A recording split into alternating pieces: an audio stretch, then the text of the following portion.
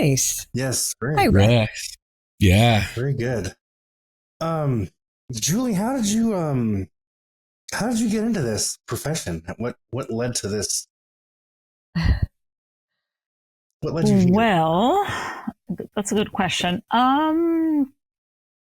I come from a family of long-lasting relationships with a lot of gratitude. My grandparents on my mother's side, they lived to be in their hundreds. Wow. And there was my grandfather, when he turned 100, he was interviewed by the local paper in Dallas, and they asked him, "What's the secret to your happy life?" And he said, "Well, it's she's sitting right next to me. No, I'm grateful for every day I had with her." So I think that is what sparked my interest in working with couples to have good relationships. And, I like research. So I, easily drifted, or was captured by the Gottman method because it's research based. So I really like that. What, of all these years of research and practice and the things you've done, what stands out to you, or what have you learned practicing your own relationships? Oh, all the stuff that we were just talking about. So I need to apply that stuff all the time. So you're not perfect I can give you an example. Well, kind of. No, just kidding. But so should I give an example? Please. Yeah. So yesterday my washing machine broke. Oh. And we just got back from vacation. So we had like 8 piles laundry to do, and I've been complaining about, I think, because it was making certain noises that I knew it hadn't been making before. So I thought it was starting to break. So I kept saying, I think we need a new machine. And my husband was like, no, I think we're fine. And so yesterday when it broke and our laundry was stuck inside, my first, I kind of wanted to get angry, or I was angry, but I wanted to really say something like, "See, I told you," but I didn't. I first took a breath and I slept on it. And then I realized my anger was a lot about that I hadn't been clearer about, hey, we need to do this because this is going to happen. I was just kind of too passive and not just getting a new machine. So then we were able to have a good conversation about it in the morning instead of me going into blame mode. But sometimes you just, you do want to do that. But I try to tell myself, hold on, there's, let me be kind. Let me first see, why am I having this reaction?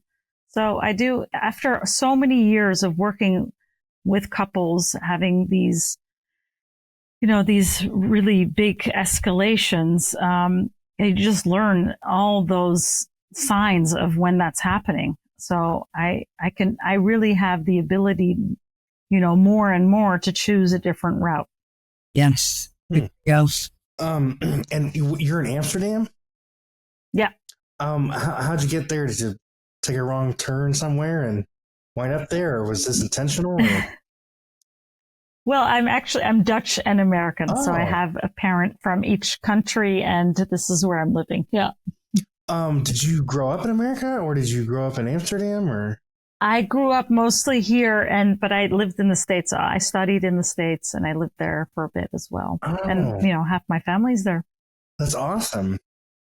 Yeah, that's great. What's the weather like out there right now? Well, in Celsius, it's 10 degrees Celsius. Okay. Which is what, like 40, low 40s? Yeah. I guess. It's cold. 45? That's similar. It's kind of springy. We're at 46 degrees here in Logan. What's the temperature by you, Liz? Yeah, wow, do you really want to know? It's probably a No. 72 perfect. Yeah.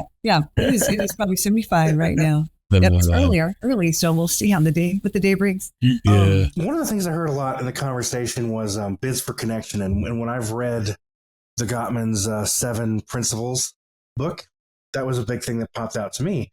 How can you practice this, though, with someone who is an introvert? Ooh. So introvert doesn't equal not responding. I actually, I'm curious to hear more about this question. Tell me more what you're asking here. So I'm asking for a friend. We all know this friend, but one of the people in the relationship is introverted and likes to just kind of be more inside of themselves, and doesn't respond so much to bids for connection. So how could the other partner like nudge the partner to be more responsive to bids for connection? So there's so many types of bids. They can be small moments. They can be also actually engaging in rituals of connection. Those are also, having, for instance, that stress-reducing conversation can be a ritual of connection. And I think a lot of it comes down to finding compromise. So figuring out what works. It's not going to be completely how friend number 1 wants it and completely how friend number 2 wants it. But some sort of compromise that you get your core needs met, but you're flexible. So you can't nudge a partner to completely come to your side when, especially the introvert extrovert difference, can be tricky. But, that's it through conversation. Figuring out when is it possible? When do we take time apart? When can we spend more time together? When is there quiet time? Like, kind of having the recharge space that an introvert needs, so that there can be more interaction after. It's a conversation. I'll make sure and tell my friend who asked me all this. Your friend, yes. Yes. When you talk, Report back what your friend says, how it goes. That's right. I will get back to you. Yeah. Okay. Another thing I noticed when I read the book was apathy is like a relationship killer, and a kind of a bid for connection killer. From the research, like, is there anything that leads to couples becoming apathetic, and is there anything that they can do to avoid being apathetic or repair the relationship if they've come kind of apathetic toward each other? The repair is definitely possible if they get, their act together and start, if you want to get in shape, you do so, for instance, by going to the gym. It's not going to happen if you don't actually get up and do it. It's not going to happen apathetically. Yeah, it doesn't. It doesn't. Yeah. Yeah. So, but even if you haven't, if you want to get in shape and you haven't done anything ever in your life, you can still get into shape, right? You just got to start somewhere. Mm-hmm. And we all know that that's possible. And it's exactly the same in relationships. Yeah, if both people want to make it stronger, they can. Okay. How do people recognize that they're becoming apathetic, or how does one, oh my gosh, we're becoming apathetic, or you're being apathetic, or is there a way to point that out? I think when there's less curiosity, maybe.